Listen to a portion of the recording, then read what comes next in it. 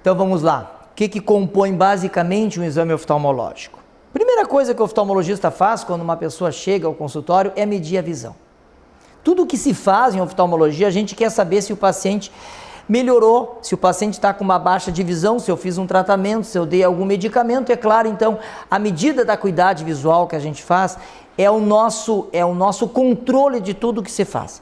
Então, medir a acuidade visual, examinar se o paciente tem a motricidade, o olhar para todos os locais, os movimentos, se estão corretos, para ver se não existe algum desvio no olho, se existe algum tipo de estrabismo, de um olho torto para um olho para o outro, para um lado para o outro, é outra coisa que se faz. Daí vai-se examinando as camadas mais internas do olho. Existe um aparelho chamado a biomicroscopia, em que a gente consegue examinar a pálpebra, as conjuntivas, a córnea, o líquido que tem dentro do olho, o cristalino e mesmo através de lentes fazer um fundo de olho.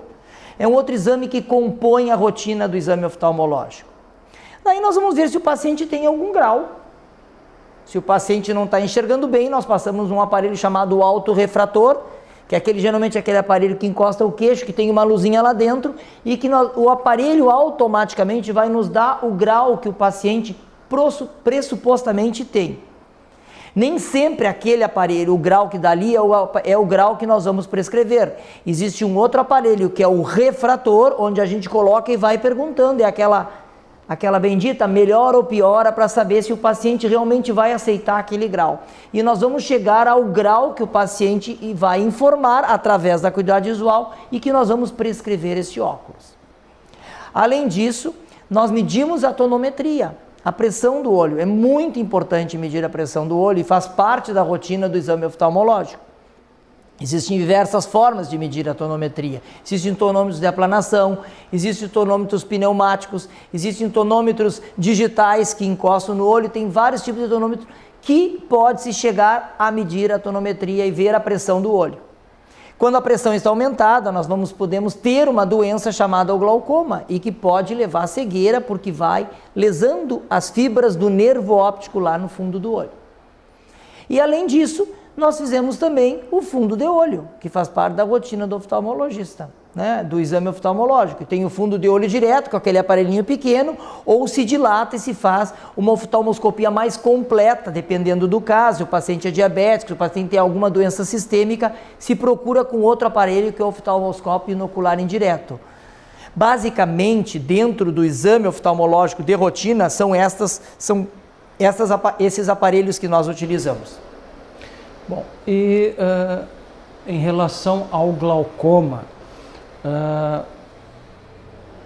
essa investigação, você nota que há uma maior incidência de pacientes com glaucoma nos dias atuais, ou isso não tem modificado? Não, digamos que talvez com o arsenal propedêutico que nós temos, a gente consegue diagnosticar muito mais glaucomas atualmente do que antigamente. Mas não que a herança genética ou alguma coisa, alguma mudança, houve uma maior incidência de glaucoma no mundo. Eu acredito que não.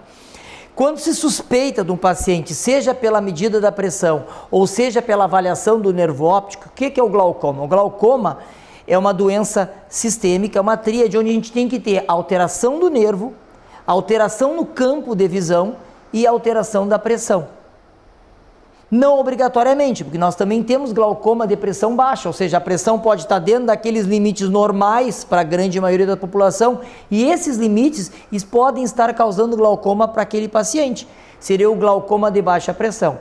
Mas vamos fugir disso, que isso é praticamente uma raridade. Então, quando eu acho uma pressão elevada, ou quando eu examino no fundo de olho e suspeito daquele nervo, daquele paciente, eu tenho que lançar mão de outros aparelhos, de outra propedêutica, principalmente a campimetria, que é o exame do campo visual, para investigar esse paciente melhor, para saber se esse paciente tem ou não tem glaucoma.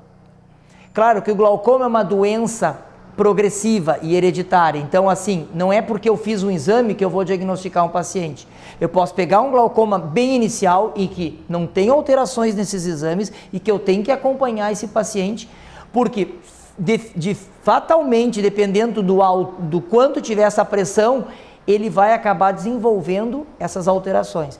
Então é uma coisa que tem que ter um acompanhamento num paciente contínuo, um paciente com suspeita de glaucoma.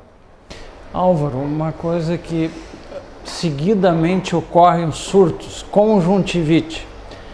Essa agora, nós estamos no outono, vamos entrar no inverno, vamos ter mais conjuntivite em relação à primavera, verão ou não? Como é que isso se comporta? A conjuntivite é bem assim, é quando estava frio e esquenta ou quando estava quente e esfria. Nós temos os surtos de conjuntivite. Então, geralmente nós temos surtos de conjuntivite no final do verão, quando inicia os primeiros frios, como nós estamos agora, ou lá quando vai iniciar o verão, lá por novembro. São os surtos de conjuntivite que nós temos.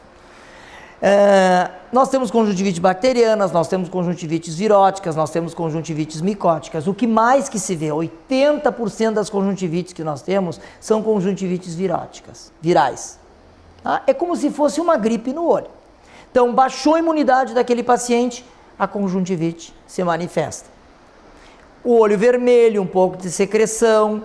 Como a conjuntivite é viral, é um processo viral, ele pode cursar com linfadenopatia submandibular, os carocinhos embaixo da mandíbula, ou retroauriculares, atrás da orelha, as famosas ínguas que a gente chama, com o olho vermelho e a secreção. E é um quadro insidioso, um quadro lento dessa conjuntivite viral. Às vezes as pessoas perguntam, mas doutor, faz 10 dias, uma semana faz, às vezes dá 10 dias, 2 semanas, 1 mês de conjuntivite para curar.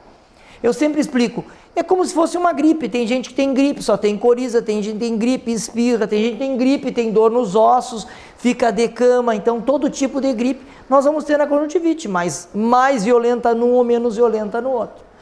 Então, nós estamos bem nessa época da conjuntivite. O diagnóstico diferencial entre a bacteriana e a viral. O diagnóstico diferencial é feito pelo tipo de secreção. A conjuntivite bacteriana, a secreção é purulenta, é aquele pus mesmo. A conjuntivite viral, ela tem uma secreção mucoide, são grumos, geralmente muito poucos, que amanhecem. Por quê? Porque a gente produz mais a secreção durante a noite, porque a gente não pisca.